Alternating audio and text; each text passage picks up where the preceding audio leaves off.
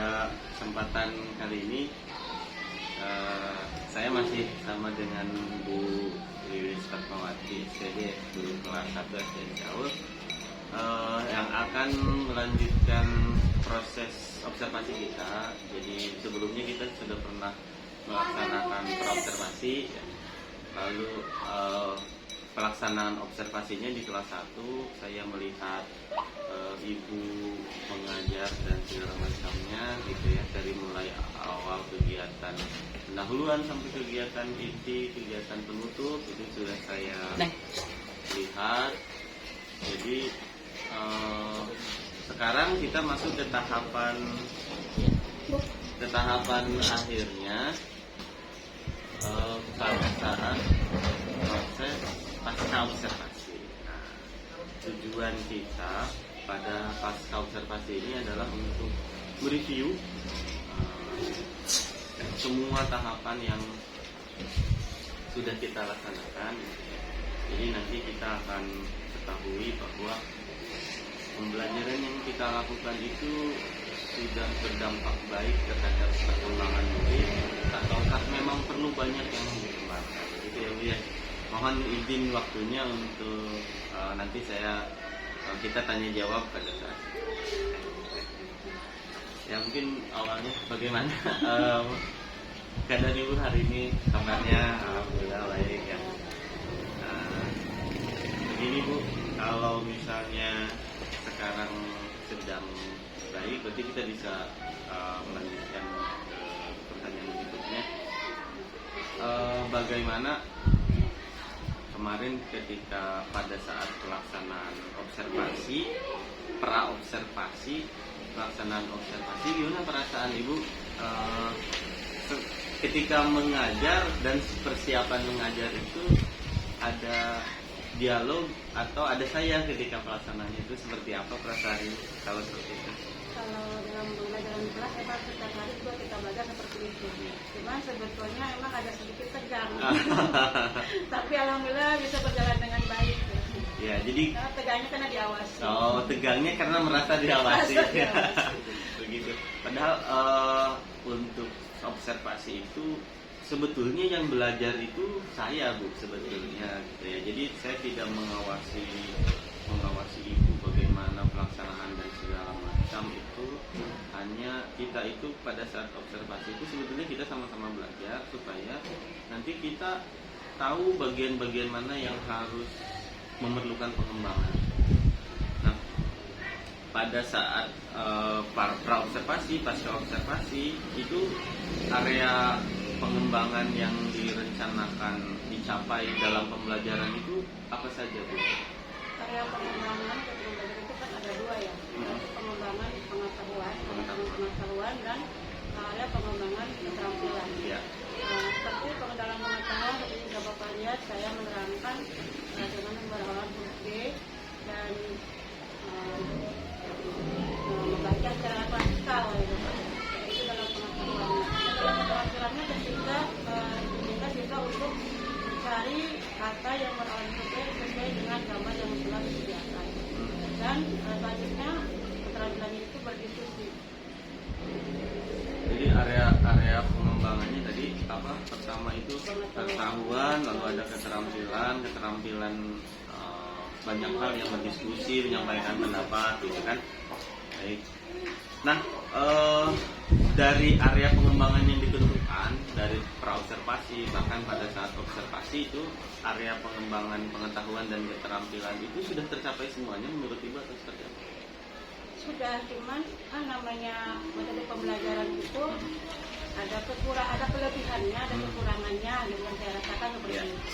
Sebabnya sudah tercapai, cuman kelebihannya ya saat itu tuh meningkatkan keterampilan siswa, keterampilan bersosial siswa ketika berinteraksi dengan teman-temannya. Yang kedua itu kekurangannya membutuhkan waktu yang lebih lama untuk mencapai target dan menentukan gitu. Menurut Ibu jadi ketika kemarin itu memerlukan waktu lebih lama? Iya.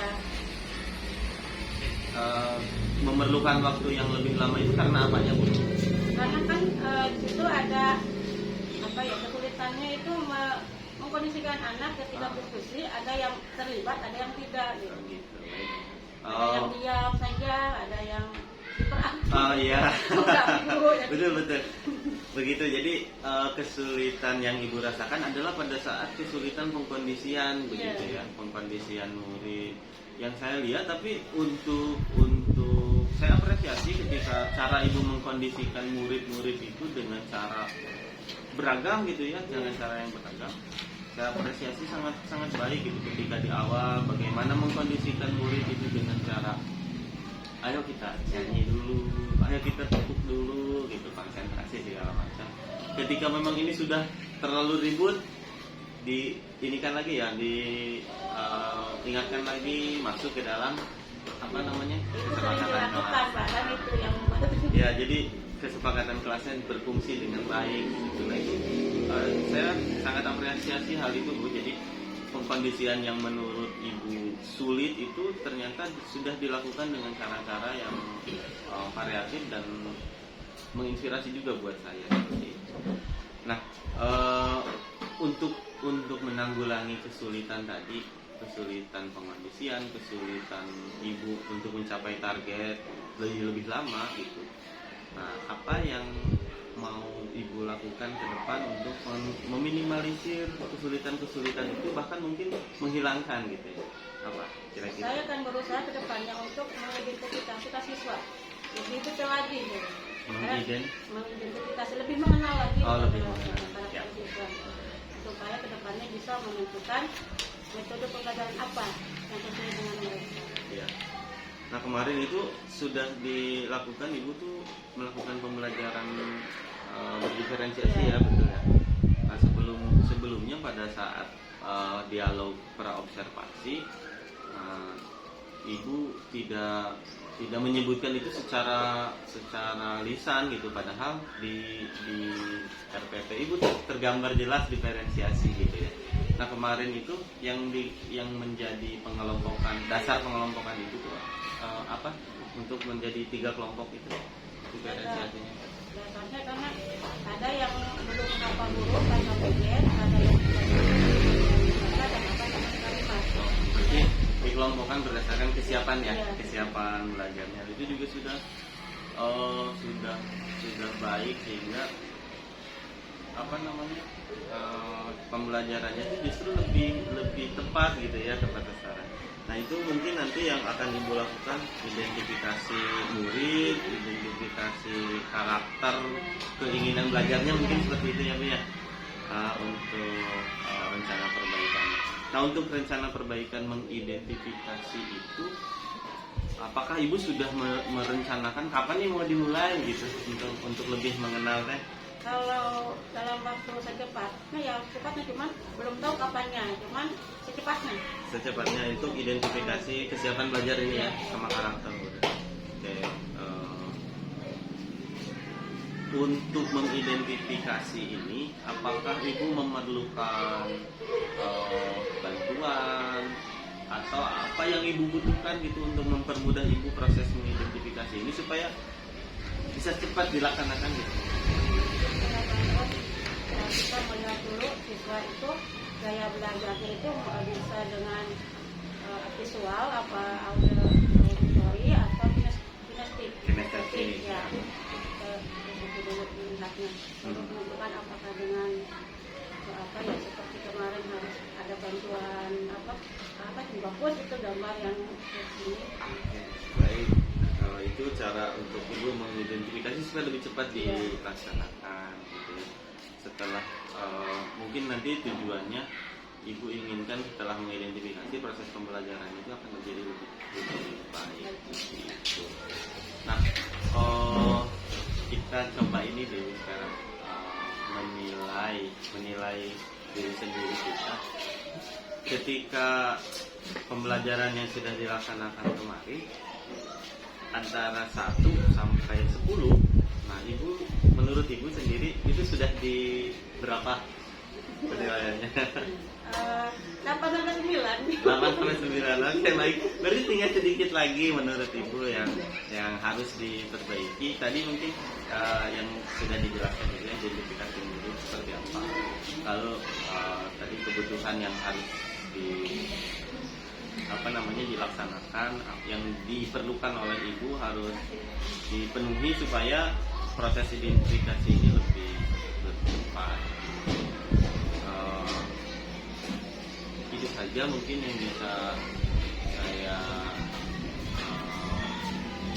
ajak bicara ibu hari ini.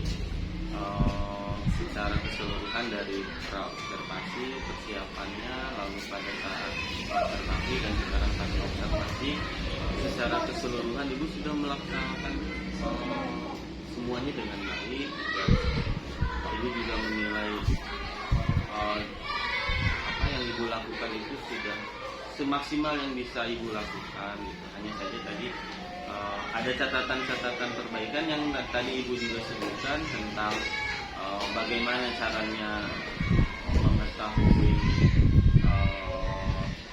kebutuhan belajar murid, lalu nanti juga akan cara mengetahui supaya lebih cepat belajarnya, penyampaiannya seperti apa. Nah, itu mungkin nanti akan dilaksanakan.